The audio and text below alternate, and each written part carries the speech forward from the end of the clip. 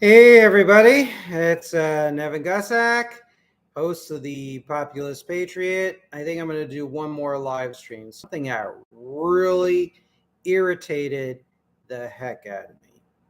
When I was reading through J.R. Nyquist's blog today, he was kind enough, of course, to post the interview that I had, which is usual interview. So I was scrolling through the comments and a lot of good discussion. And then I found a comment by Radio Ford, who is someone who likes to visit Jeff's site a lot. And some of his critiques of the right and corporate capitalism I agree with. And there are a lot of other things I don't agree with Radio Ford on. One of the things he said, which was absolutely appalling and really wrong, was that he called neo-Nazis ultra-conservatives. I am sorry. Neo-Nazis are absolutely not only not ultra-conservatives, and communists are not ultra-liberals. Neo-Nazis are not right-wingers. When you look at what Hitler said, let's talk a little history here. I don't even know where to begin because there's so much information to the contrary to what Radio Fort was alleging on Jeff Nyquist's website, his blog. When Hitler discussed openly in interviews, in speeches, in his table talks, he viewed the Nazi Party, the National Socialist German Workers' Party, as neither right nor left. Hitler felt that he was taking the best of right-wing nationalists from the officer corps and the communists and the social democrats from the left and blending it in one movement. Adolf Eichmann, the architect of the Holocaust, a prominent SS officer, said that he was attracted to the Nazis by its leftist doctrines through left-wing prism and felt that Nazis and communists were misunderstood blood brothers. Same thing with Fritz Todt. He came from the left too and was attracted by the leftist elements of Nazism. Joseph Goebbels, quoting him verbatim, viewed the Nazi Party as, quote, the German left.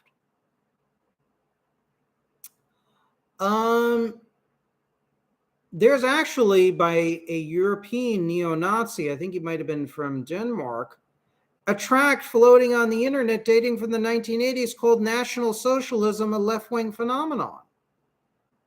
Mussolini said that the 20th century, in the 1930s, that the 20th century would be power of labor over capitalism, a century of the left, a century of corporatism, a century of labor.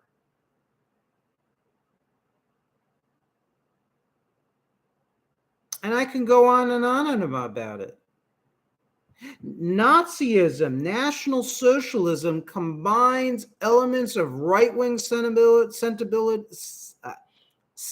or sensibilities with that of the left in the sense of a form of socialism and a form of anti-capitalism. Let's take a look at the American context. Why don't we? George Lincoln Rockwell. When you take a look at George Rockwell, he opposes the conservatives and the John Birchers. He feels they are reactionaries. He does not like their positions against the John Birch Society and Barry Goldwater, their positions against the American working and middle classes, the white workers. He doesn't like that. He views them as reactionaries in his books. George Lincoln Rockwell likes Social Security and Medicare. He likes a certain degree of government direction of industry. He feels that the relations between, what did he call it, the captain and his crew, as I believe he refers to it in an analogy in his book, should be harmonized under an all-powerful state. Of course, I still have my populism is based on still there's a lot of leeway for liberalism, classical liberalism. George Lincoln Rockwell wants a totally authoritarian control over capital and labor. Not a very conservative thing. He felt that conservatives were wimps when it came to the race issue and the issue of the Jews. When you take a look at the National Youth Alliance in its publication, Attack, before it became the National Alliance in 1974, they opposed conservatives as economic materialists, and they opposed laissez-faire capitalism as exploitative of the working masses. Just look at issues in Attack in a very good American library, or take a look at, I have an essay on Scrib.com. Was it the collectivists of the American neo-Nazi movement since 1945? I cataloged this. I cataloged this in volume 2 in my book, Turning the Page. When you take a look at Frank Collins' National Socialist Party of America, they view conservatives as money grubbing, and in the National Socialist Party of America, NSPA's multi-point program, it was a booklet that came out in the mid-70s. View conservatives as all they're caring about is money. And all these neo-Nazi parties are for state direction of industry and banking and everything else, a lot more than I would advocate for, by the way. Or how about the white Aryan resistance of Tom Metzger? They're all racists, yes. They all they believe in an exclusionary form of racialism or outright race supremacy. I mean, Tom Metzger was even absorbed radical left ideas in his movement, was actually had Strasserist tendencies, particularly in the 1980s. Let's take a look at the skinheads. Therefore, neither capitalism nor communism. And yet, ultra-conservatives, they're all for unregulated capitalism. Name me an ultra-conservative, for the most part, that's against unregulated capitalism. Radio for it. Do your homework. Take your leftist eyeglasses off and take a look at the situation. Really and truly, you're wrong that they're ultra-conservative. Yes, on social issues, neo-Nazis don't like LGBTQ people. I get it. Yes, they don't like Jewish people, and a lot of conservatives like Jews, the ones that I've come across. In fact, conservative groups, let's take the National States Rights Party, which used to exist in this country until the 1980s, early 1990s, J.B. Stoner, Edward R. Fields. Well, they also opposed Goldwater's on issues of the New Deal. They supported the New Deal programs. They opposed Reaganomics in certain ways, according to their newspaper, The Thunderbolt. National States Rights Party viewed I saw the newspaper article. I used to have it, a copy of it. They viewed the John Birch Society as controlled by Jews. Same thing with George Lincoln Rockwell viewed the John Birch Society as controlled by Jews.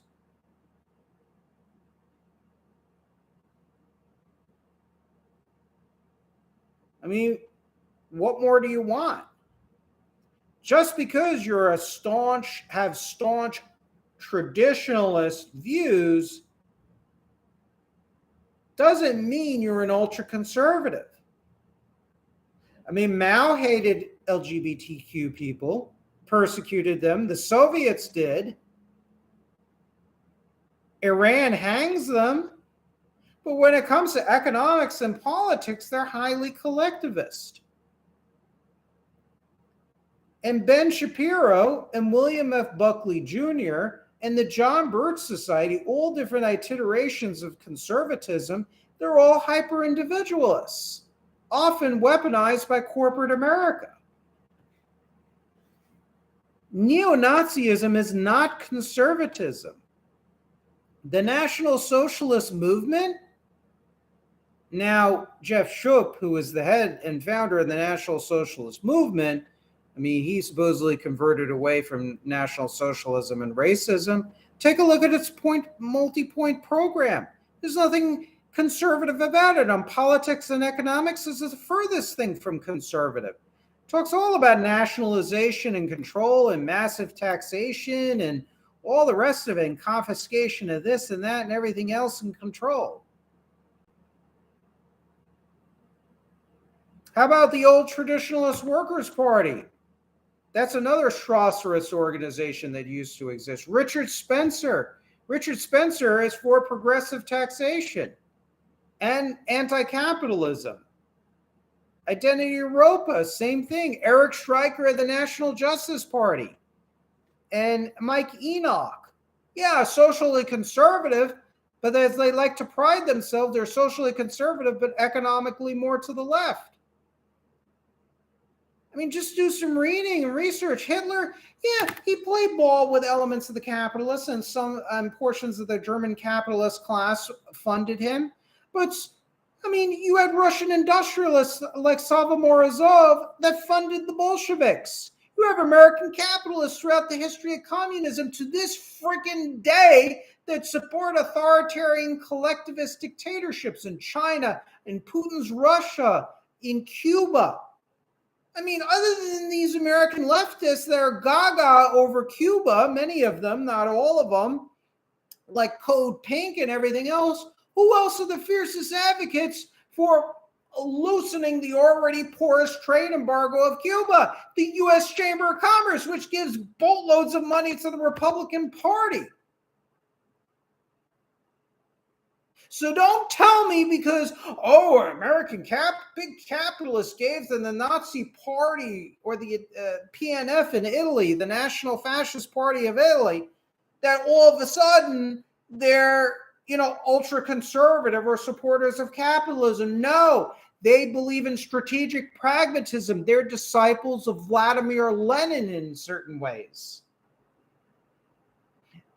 The German the German National Socialists controlled German industry, micromanaged it. Taxation, mandatory and high pressure contributions from industrialists and landowners. They had to fill government plans.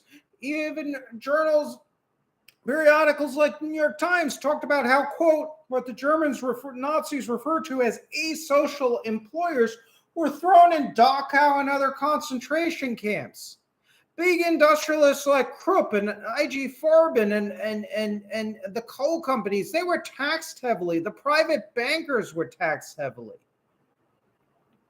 And the Nazis talked about executing the capitalists quietly and even openly after a victory was achieved over the Allies. I talk about that also in Turning the Page. I talk about that in my book, The Nazi War on Capitalism. So I'm sorry. And neo-Nazi and the Nazi movement, I mean, in Germany, you had special camps for the youth where you had kids having sex with each other, these breeding farms. You have encouragement of illegitimate childbirth, something that conservatives turn their nose over. In fact, all your fascist movements in the interwar and wartime period spoke against bourgeois morality.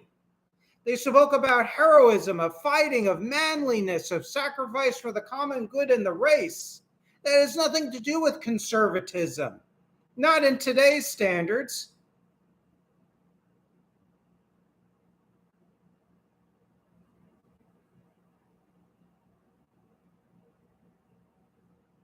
So I don't know what to say, but it's one of the biggest myths to say that neo-Nazis or Nazis are ultra-conservatives. So Radio Fort, if you're listening to this broadcast, or maybe if one of Jeff's listeners posts this video on his latest blog posting, which featured the interview between Jeff and I, Radio Fort, you're wrong. I'm not trying to be disrespectful, but Lord knows you're wrong. Because it's easy look, people on the left are not going to want to admit any kinship with fascism or National Socialism. It's embarrassing. It's embarrassing. But there is overlap.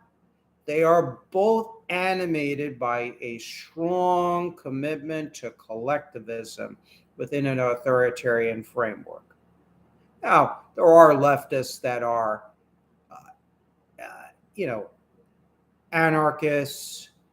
You have advocates of small scale socialism, if you will, worker cooperatives and whatnot. I'm not talking about those individuals. I'm not talking about social democrats who believe in a heavy amount of capitalism. In fact, I have social democratic tendencies selectively. I'm not talking about that element of the so-called left. I'm talking about your actual socialists, your actual communists. They don't want to nowadays admit any kinship with National Socialism and fascism. But boy, there is overlap. There is real differences between communism and fascism and National Socialism. One is officially not racist, the other is. The other is nationalist, the other is not nationalist, officially and theoretically. One believes in class struggle and the inevitability of class struggle. The other one doesn't believe in class struggle and believes class struggle should be canceled. So there are very important theoretical differences, but there's also a lot of overlap when it comes to spirit. So to say neo-Nazis and Nazis are ultra-conservative, it's not true. It's not true at all. It's like saying Nazism is totally of the left. It's not. It's something more complex. There is leftish tendencies. There were Nazis that said they were part of the left. But in reality, National Socialism is a hybrid, unique ideology that blends the extreme left, the ethics of the extreme socialist left, and that of certain traditional right-wing sentiments or sensibilities. And it's an intoxicating doctrine. You bring the economic left and the social conservative right together, it's not ultra-conservative. It's a new political doctrine. It certainly has nothing to do with American conservatism, particularly in its current iteration. And I'm speaking about this extemporaneously. If you want, I can shuffle through my book and just bore you to death reading quotes from newspapers like Attack, George Duncan Rockwell's books. How about the World Church of the Creator? Ben Clausen was a former conservative Florida state legislature back in the 1960s. And then eventually he formed the World Church of the Creator. And they hated the kosher conservatives and their economic individualism. In fact, Clausen supported something called racial socialism. Sure, it allowed private property and private enterprise, but it controlled it for the good of the global white race. And that implies tremendous control. That's not conservative. You think the John Birch Society is going to support that? You think Ben Sparrow at the Daily Wire is going to support that? You think Mitch McConnell? You think Ted Cruz is going to support that? You kidding me? The Tea Party? All ultra-conservatives? You think they're going to support something called racial socialism? You think they're going to, agree with something like Ben Clausen writes in books, I think like The White Man's Bible, where he inveighs against the free enterprise, as he terms it, of the kosher conservatives? Are you kidding me? You think they're going to agree with George Lincoln Rockwell's program of, quote, social sanity? That's his term for it. And all the statism that's in it? No. Radio Fort, I firmly say you're incorrect and you're wrong. Respectfully, but very firmly and very adamantly, you, sir, or ma'am, are wrong on that count. Neo-Nazism is absolutely not ultra-conservative. Just like communism in the left is not a manifestation of, quote, ultra-liberalism. So I just wanted to get that off my chest. I hope somebody posts this. Maybe I will post it. Maybe I'll get in touch with Jeff, tell him I made this live stream, have him listen to it, and if he approves it, maybe he could feature it on his website. You can buy my volume 2 of my book, Turning the Page. I talk all about, I devote certain parts of it where I discuss how neo-Nazis are anti-capitalist and extremist and not conservative. I talk all about that. I talk about it in an essay available on Scribd as well as archive.org called The Collectivism of the American Neo-Nazis Since 1945. I go on and on with all this historical data, massive quotations. You know, from people like David Duke, Gerald L.K. Smith, the World Church of the Creator, George Lincoln Rockwell's American Nazi Party, Lyndon LaRouche's National Caucus of Labor Committees. I talk all about that. You make your own decision. So on that note, I'm going to conclude this live stream. And I hope you all have a great evening. I thank you all for listening to me. I hope you enjoyed these broadcasts and have a great night. God bless you all. God bless America. Wish you all a safe week, a healthy week. Take care. Bye-bye.